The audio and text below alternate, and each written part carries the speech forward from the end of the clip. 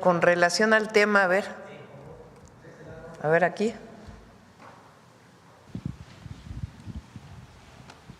Gracias. Buenos días, presidenta, funcionarios, compañeros que nos acompañan. Sósimo Camacho, de Luces del Siglo. Bueno, este programa de Jóvenes Construyendo el Futuro, pues no solamente busca el otorgar opciones distintas a los jóvenes, a los hombres y mujeres que se están capacitando o que entran al periodo de la población económicamente activa. También beneficia a las empresas. En ese generar economía interna, etcétera. Quisiera preguntarle en ese sentido si hay estadísticas sobre el impulso a la economía de este programa, particularmente en el ámbito empresarial, y si también hay algún tipo de denuncias o estadística por malas prácticas de las empresas que se inscriben también al programa. ¿Por qué no les platicas cuántos se quedan trabajando? Bien, si nos apoyan con la presentación nada más en la primera diapositiva, digo, para reiterarles lo que les hemos comentado. El programa, si bien es una estrategia para atender las causas de la violencia y la desigualdad, para que a los jóvenes no se les responsabilice como pasó durante décadas de la falta de oportunidades y también de la obligación del Estado mexicano, del gobierno, de ofrecer esas condiciones para el buen desarrollo de la juventud, que justamente a través del programa se están propiciando esto en el ámbito de trabajo. Comentar que lo que se ha hecho pues es evidentemente un programa que tiene la intención de atender en principio a la juventud, pero también pues de manera indirecta tiene un efecto positivo dentro de la propia economía al propiciar que el propio desarrollo de los jóvenes, de las jóvenes en las empresas, pues permita también el crecimiento mismo de estas unidades económicas.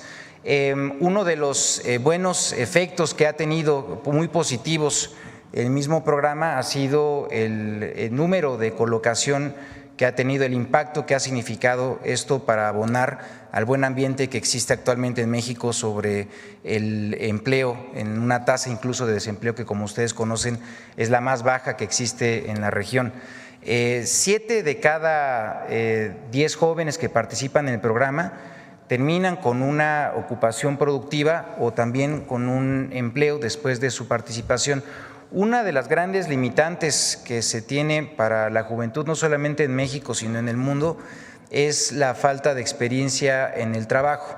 El desarrollo del programa a lo largo de un año les ofrece justamente esta posibilidad a las y los jóvenes. Entonces, le estamos rompiendo con esto el círculo vicioso en donde un joven no tiene trabajo porque no tiene experiencia laboral y como no ha tenido pues esa experiencia no tiene posibilidad de conseguir el trabajo. Entonces, decirles nuevamente, son 7 de cada 10 jóvenes. Esto contrasta con un joven que busca por su propia cuenta sin participar en el programa, busca trabajo, es más o menos una proporción de cerca del 20%. Entonces, estamos con ello más que triplicando una tasa de ocupación y de empleo a través de la participación del programa. Entonces, son 135,000 millones de pesos en la juventud y podríamos decir que también ha sido de manera indirecta pues un importante estímulo para las propias empresas, centros de trabajo, a quienes además agradecemos porque han hecho también un papel muy importante dentro de este programa que, como les digo, pues es también de participación tripartita. Sobre algunos señalamientos, algunas inquietudes sobre el tipo de denuncias que haya habido sobre el programa, pues bueno, se han hecho algunas de ellas y sin embargo decirles que son tangenciales, que no tienen en ningún momento impacto dentro del programa. Hay que destacar que además ha tenido muy buenas calificaciones el programa en general en su funcionamiento y esto se ha debido justamente por el seguimiento que se da tanto a los centros de trabajo como también a las capacitaciones de los jóvenes. Secretario, que mencionaba que se va a focalizar en municipios que tienen mayor problema en cuanto al tema de inseguridad, doctora. Si nos pueden comentar algunos ejemplos, Estado, Guanajuato, no sé, Baja California, ¿nos puede comentar? Sí, bueno, justamente como lo están mencionando, me parece que son muy buenos ejemplos. Lo que hace el programa pues es revisar cuáles son estos municipios localidades en donde se tienen mayor cantidad de incidencia delictiva, de registros de incidencia delictiva, también de zonas de mayor pobreza y desigualdad. En ocasiones también son coincidentes, evidentemente, estos dos factores, pero justamente lo que estamos haciendo es darle la oportunidad a los jóvenes que más así lo requieren. Entonces, estamos enfocando las baterías en hacer esto una realidad. Ya desde hace algunos años justamente estamos implementando esto. Van a encontrar incluso pues el despliegue tanto del equipo de la Secretaría de Bienestar, porque además es un trabajo en equipo articulado que se hace con otras secretarías del Gobierno de México, también con la Secretaría de Seguridad, la Secretaría de Gobernación, en fin, todos de manera conjunta se hacen estos trabajos territoriales, y lo que corresponde particularmente a la Secretaría del Trabajo en el programa, se hace la instalación de estas oficinas móviles en lugares que por lo regular son de concurrencia dentro de los municipios o de las localidades, para poder con ello pues facilitar la atención de los jóvenes o de los centros de trabajo que estén interesados en participar en el mismo. ¿Ese programa inhibe la migración de jóvenes mexicanos a Estados Unidos? Bueno, pues en realidad creo que tenemos que entender que el fenómeno migratorio pues es derivado también de la búsqueda de oportunidades, y lo que podemos destacar que el programa ha sido también una herramienta muy importante en facilitar esas oportunidades en las localidades de los jóvenes. Por lo tanto, pues también tenemos una firme convicción de que atendiendo y dando estos derechos a los jóvenes en sus propias comunidades, sus lugares de origen, pues se inhibe la posibilidad de que se tengan que ir de sus localidades por necesidad. Entonces, pues se tiene una política que, si bien está enfocada a dar una oportunidad en trabajo, pues tiene también diversos efectos en múltiples niveles y dimensiones de la vida de los jóvenes. Sí. En mi segunda pregunta, perdón. Gracias, muchas gracias. Vale la pena, porque no solo es un programa aislado, es parte de nuestra concepción del desarrollo del país y de la visión de que no es como antes, de que era esta idea de que el mercado iba a resolver todos los problemas, sino que el Estado y en particular el gobierno tiene programas de bienestar que hoy son derechos, que estarán en la Constitución de la República, que lo que hacen es poner como eje, como máxima, por el bien de todos, primero los pobres. Es una visión completamente distinta, donde antes los recursos se dedicaban a los de arriba, que era ideológico y de corrupción. Era el poder económico que había capturado, que ya no había diferencia con el poder político. Entonces, Jóvenes Construyendo el Futuro es parte de una política que le llamamos economía moral, humanismo mexicano, y que tiene que ver con el desarrollo del país, que no solamente ha permitido a millones de mexicanos y mexicanas salir de la pobreza, sino que impulsa la economía. Ayer salió en El Economista, o el día de hoy, no sé qué.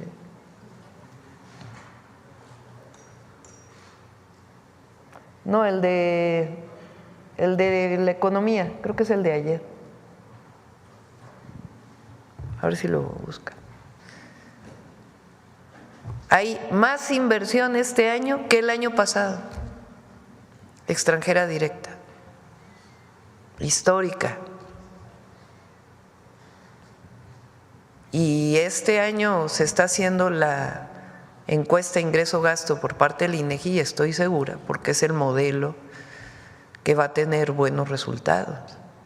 Entonces nosotros nos llamamos el segundo piso de la Cuarta Transformación, porque somos continuidad y avance de la transformación en nuestro país. Entonces, Jóvenes Construyendo el Futuro es un programa especial que va a quedar en la Constitución también, pero que es producto de esta visión distinta que se tenía en el pasado, ese pasado neoliberal al que ya nadie quiere regresar. Y aprovecho también para decir, porque se ha dicho mucho de los organismos autónomos. Los organismos autónomos se crearon no para acabar con los monopolios privados. ¿O qué ha cambiado? No, era para evitar que las empresas del Estado, particularmente Pemex y Comisión Federal de Electricidad, fueran reconocidas como empresas públicas y no como monopolios. COFESE se ha dedicado a parar a las empresas públicas. Entonces ahora dicen, ¿no?, que los organismos autónomos es quitar pluralidad, que ahora va a haber un gobierno autoritario. Claro que se va a seguir regulando, pues esa es una de las grandes tareas del gobierno. Pero es una visión completamente distinta. Acabar con la corrupción, con los privilegios y también que las empresas públicas recuperen su papel como motor de la economía nacional, que las dejaron abandonadas en todo el periodo neoliberal, particularmente el sexenio del 2012 al 2018, aunque ya venía desde antes. Se vean lo que hicieron con Pemex. Y ahora lo que estamos recuperando pues es una visión en donde sí tiene que haber inversión privada, inversión extranjera directa, pero el Estado está recuperando una visión. Y las empresas públicas son empresas públicas que no pueden considerarse como monopolios. Esa fue la última reforma constitucional.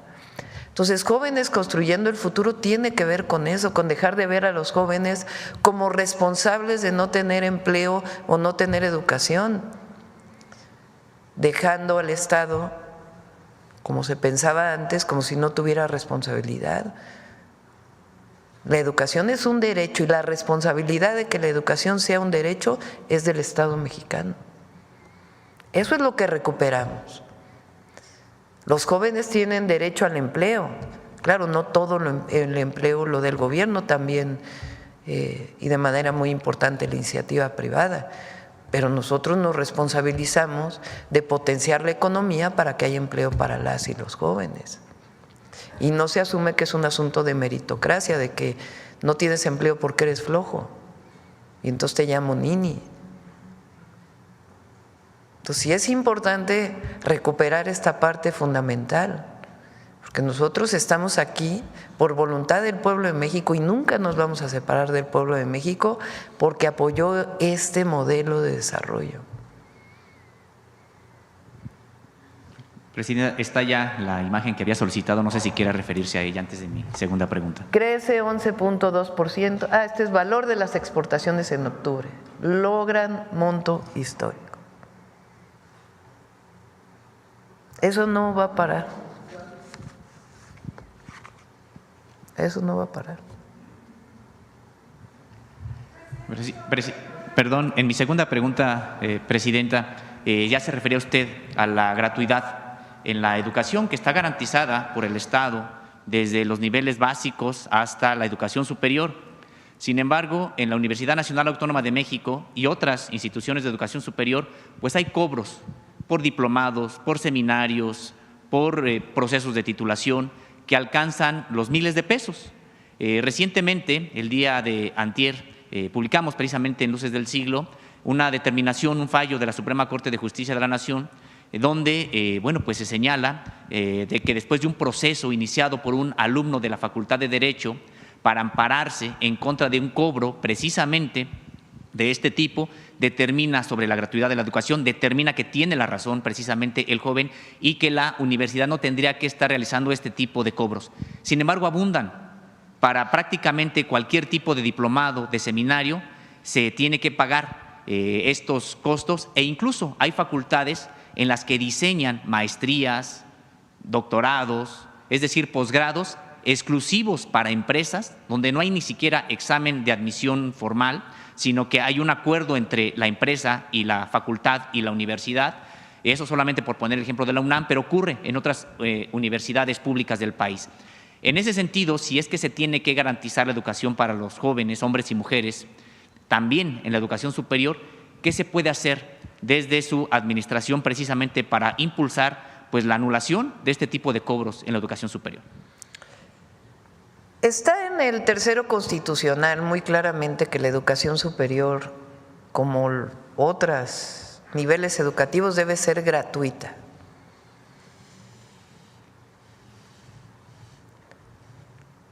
Toda mi juventud me dediqué a luchar por la educación gratuita y la educación como un derecho. Hay universidades, en efecto, que cobran colegiaturas o algunas otras cuotas. En la Ley de Educación Superior quedó que debería de haber un fondo. ¿Qué hemos planteado nosotros? Con respeto a las autonomías universitarias, es importante que se haga una revisión de en qué se gasta el dinero.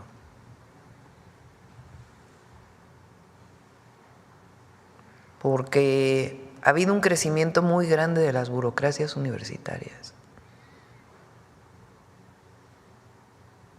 Entonces, depende de la propia UNAM, sí, pero tiene que haber también una austeridad republicana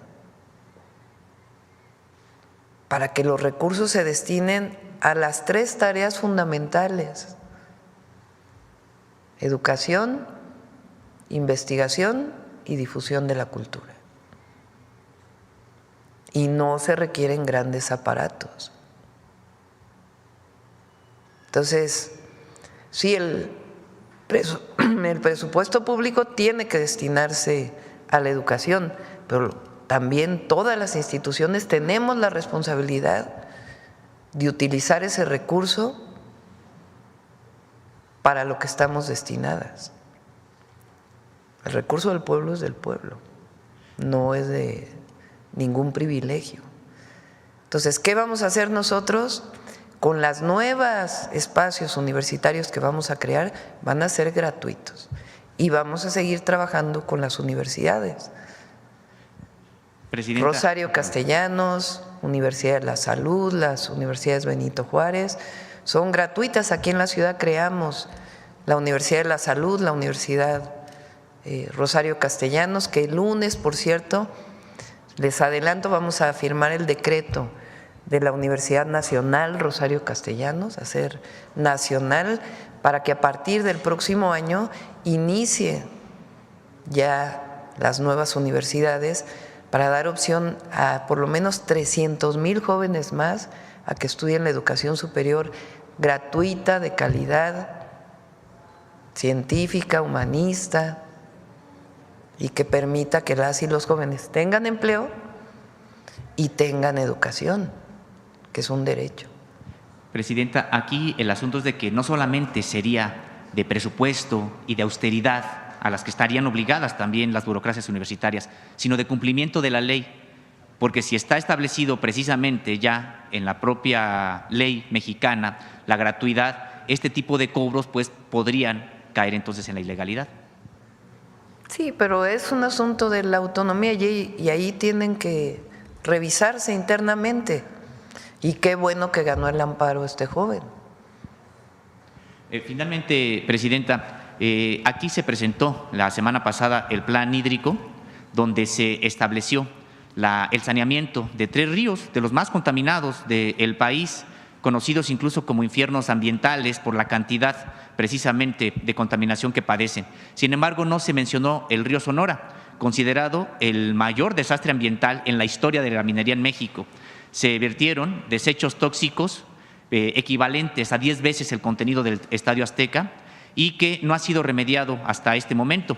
Incluso la administración pasada del presidente López Obrador pues realizó una investigación que derivó en una denuncia de carácter penal en contra de una empresa filial de Grupo México y en contra de servidores públicos porque habían simulado que había una especie de resarcimiento cuando prácticamente no se dijo nada. En esa denuncia penal incluso se señala que hoy la contaminación está como si ese derrame hubiera ocurrido hace 15 días. En ese sentido, preguntarle, Presidenta, ¿qué se va a hacer para sanear el río Sonora? Si se está hablando con Grupo México a pesar de esta denuncia que tiene, porque generó preocupación entre las comunidades de que no hubiera diálogo con ellas y hubiera diálogo con Grupo México cuando todavía tiene estos saldos pendientes. Sí, las empresas tienen que cumplir y hay mecanismos administrativos e incluso penales si es que no se cumple. Y la Secretaría, la Semarnat, tiene la responsabilidad de hacer que se cumplan lo que está establecido en la ley y en las normas y hablar con las comunidades. Eso no evita que también se pueda hablar con la empresa para ver cómo va a remediar lo que aún no ha remediado. Y la denuncia penal pues tiene su curso en la Fiscalía. Pero sí, Semarnat tiene que hablar con las comunidades y también con la empresa. Es decir, a ver cómo se va a sanear lo que aún no se ha remediado del río. Gracias. Acá. Buenos días, Presidenta. Soy Yesenia Peralta de Gaceta Business Energy de Tabasco. Presidenta, la inseguridad en Tabasco se ha detonado en los últimos días, por lo que el gobierno de Tabasco, encabezado por Javier May, ha implementado una estrategia de seguridad en los 3 órdenes de gobierno, apoyados de igual manera con la intervención inmediata de la Secretaría de la Defensa y Guardia Nacional, así como de la Policía Estatal. Esto debido a los últimos acontecimientos presentados la semana pasada, en donde perdieron la vida gente inocente debido a la disputa entre organizaciones delictivas, que han puesto en foco rojo la seguridad en el Estado. Las actividades en el Estado están siendo normales y con tranquilidad, incluso el trabajo con el pueblo, visitando las comunidades para detonar los programas de desarrollo social en el Estado, y esto pese a estos acontecimientos no ha dejado de hacerse, pues la población necesita de que siga todo en curso.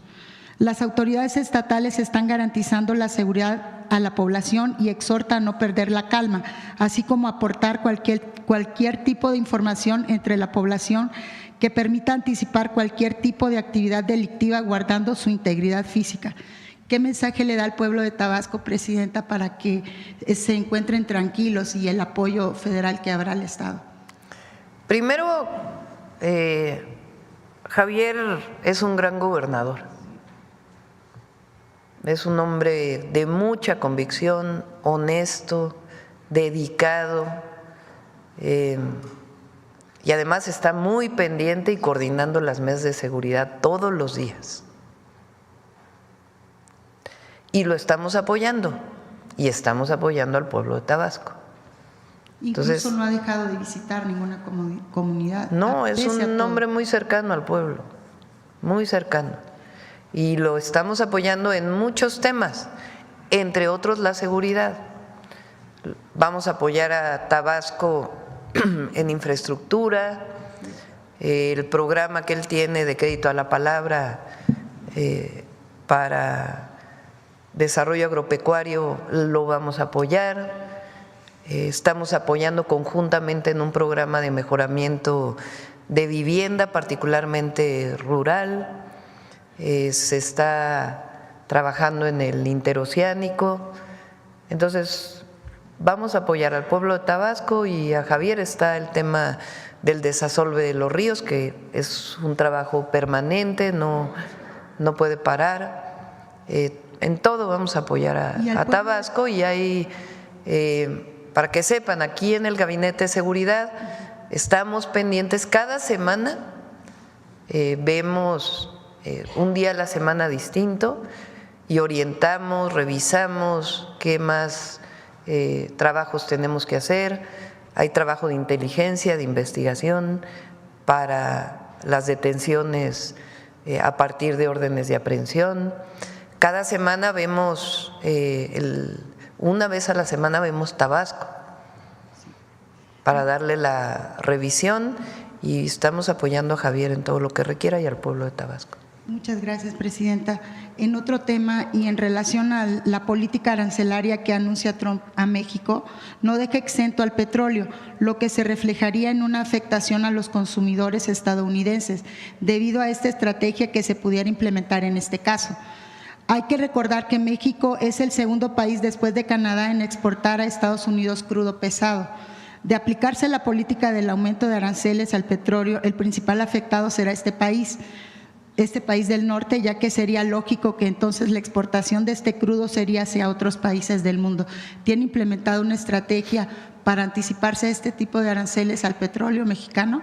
Sí.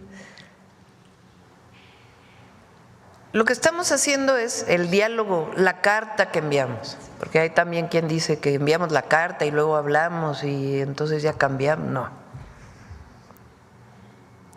Enviamos la carta y sostenemos lo que dice la carta y además hablamos con el presidente Trump. Si se fijan en la carta, lo primero que planteo pues es lo que México ha estado haciendo en materia de atender el fenómeno migratorio, que fue lo mismo que hablé por teléfono con el presidente Trump.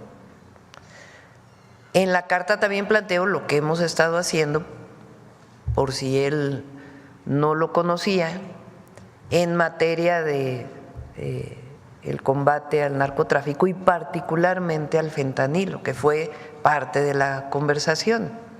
Incluso hablamos de la campaña que se hizo en México, que le interesó mucho.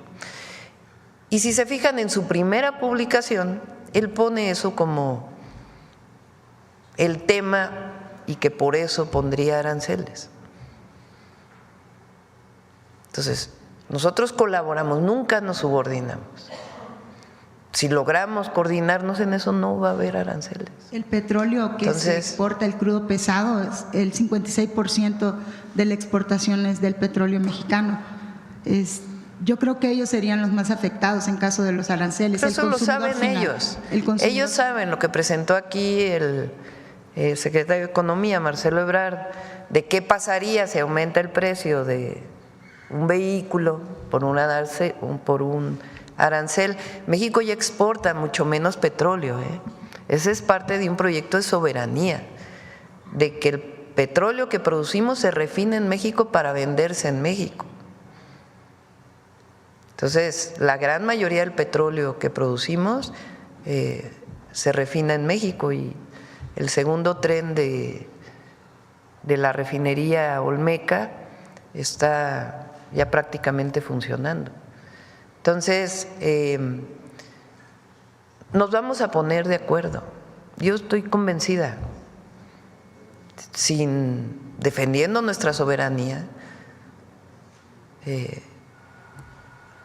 con el respeto a las y los mexicanos, con el respeto a México y en la colaboración que tiene que tener un gobierno con otro y un socio comercial con otro, tan importantes socios comerciales. Entonces, si llegara a ocurrir, de todas maneras, tenemos plan.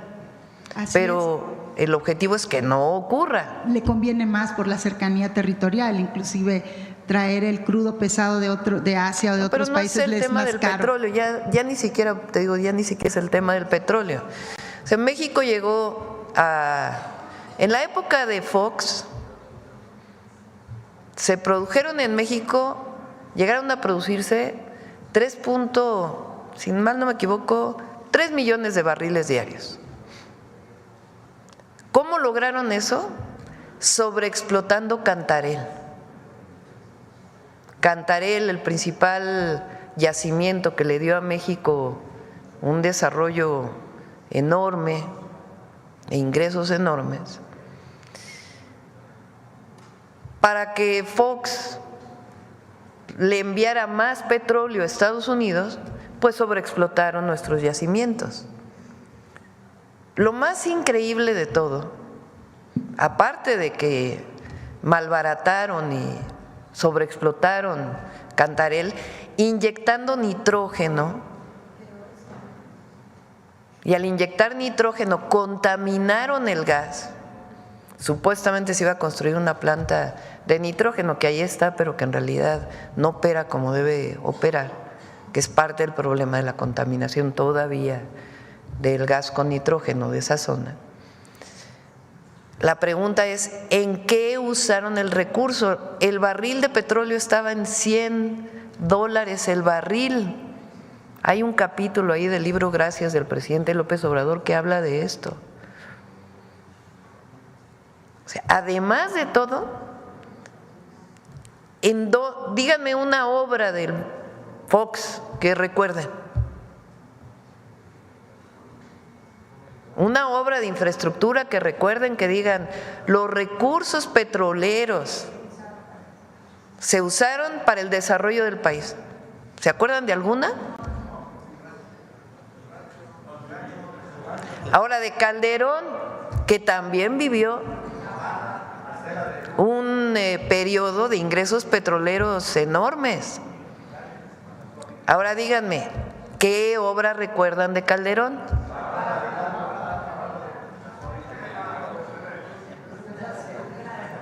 Vaso Avicrema,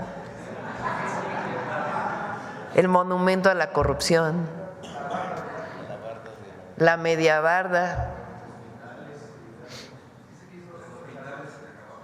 hospitales inacabados. Ah, pero eso sí, el gobierno creció, directores generales adjuntos, bla, bla, bla, bla. Cuando llega el presidente López Obrador, pues cambia el modelo. Ah, y Peña. O sea, hacen la reforma energética. Supuestamente iban a llegar las grandes inversiones petroleras. ¿Y qué pasa? Baja la producción, se endeuda Pemex, es increíble. Sobreexplotan. El recurso del petróleo, ¿quién sabe dónde quedó? Y aparte endeudan a Pemex. Entonces, ¿cuál es la política ahora? Que es la que inicia del 2018 al 2024,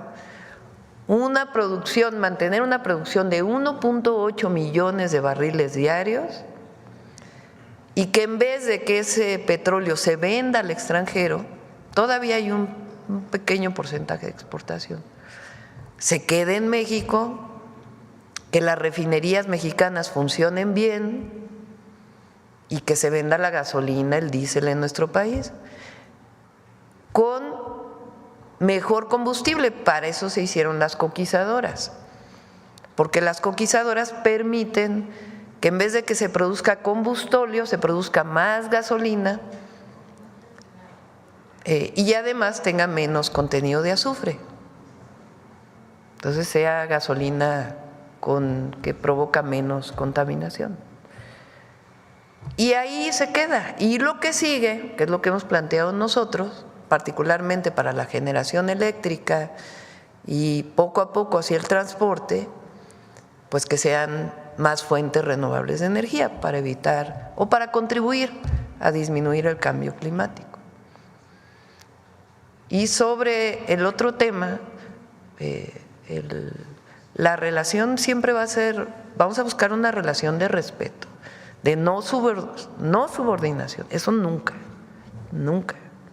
Nosotros no nos subordinamos, somos un país grandioso y cercanos al pueblo siempre, siempre, ese es nuestro mandato y de esa manera vamos a salir adelante.